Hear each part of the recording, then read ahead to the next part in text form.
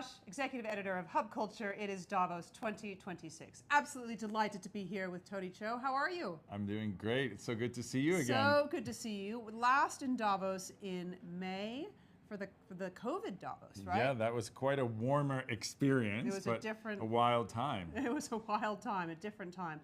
Founder of Future Cities, you have been very busy. You've got a book coming out. Yes, I do. Tell me about that. What's the main theme? 4 years in the making. It's called Generation Regeneration, Co-Designing the Future of Cities Through Regenerative Placemaking, which is our framework that we've been working on for the last 6 years, which we're gifting to the world. Okay, and what is regenerative placemaking? Remind us. So regenerative placemaking, for those of you who are not familiar, places that are dilapidated or forgotten, that need a little love, that need to be revitalized, underserved communities in the urban core and different places around the world. Placemaking is a way to revitalize those places, sometimes has caused gentrification or cultural misappropriation. So this is a way that's more of a regenerative approach that's co-designing with, for, and by the community in balance with nature. Give me an example.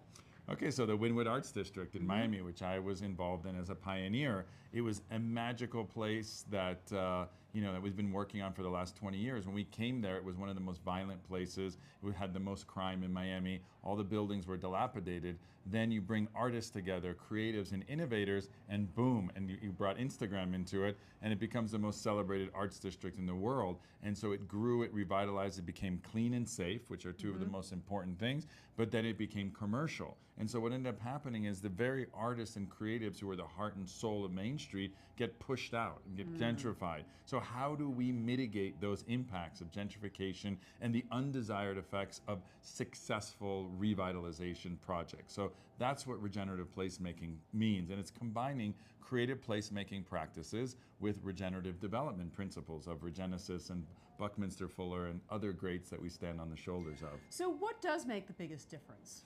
Well, the biggest difference, I think, is alignment and coherence with the land, with the community. So you want to live in a place where the air is clean, the water is clean, and it's designed for health outcomes, mental, physical, spiritual health of your residents, of the people that are living there.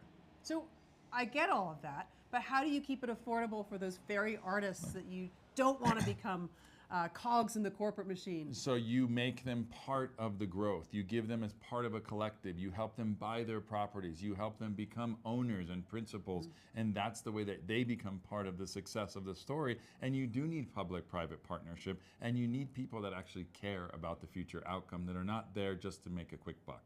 Okay, so you've done that very successfully in Miami. Where else do you want to do it?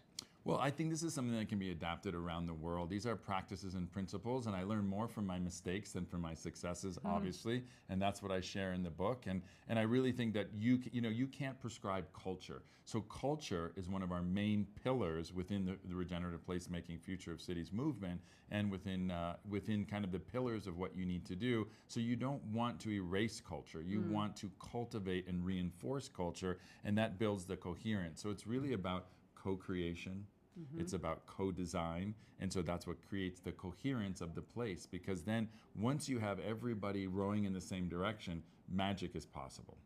Let's talk a little about your other big project, well, one of your other big projects, which is your reserve, the retreat, and talk a little bit about what you're learning there about interacting with the natural environment.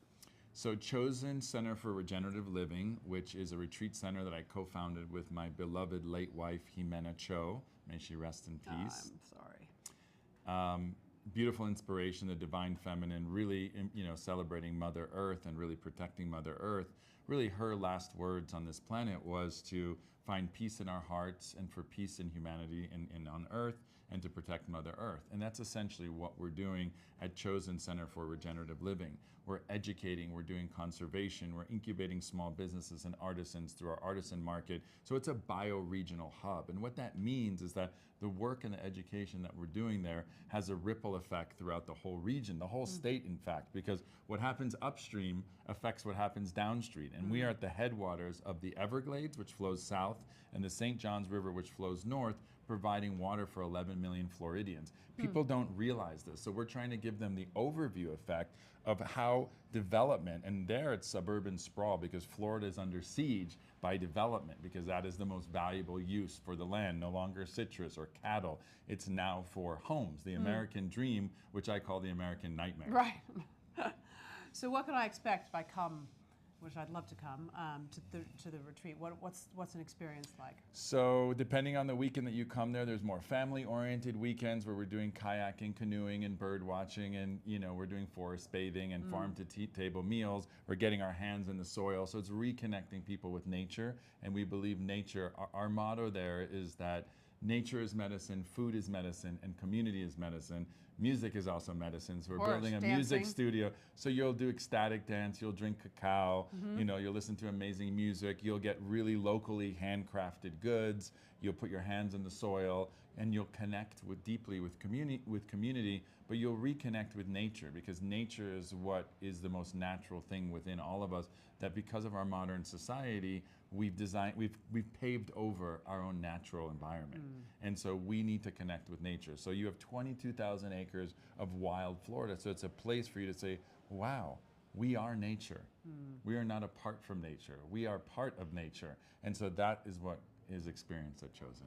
Thank you so much, Tony, for your continued partnership and for stopping by the Hubculture studio, Davos 2026. An absolute pleasure to be here with you, Edie. Thank you.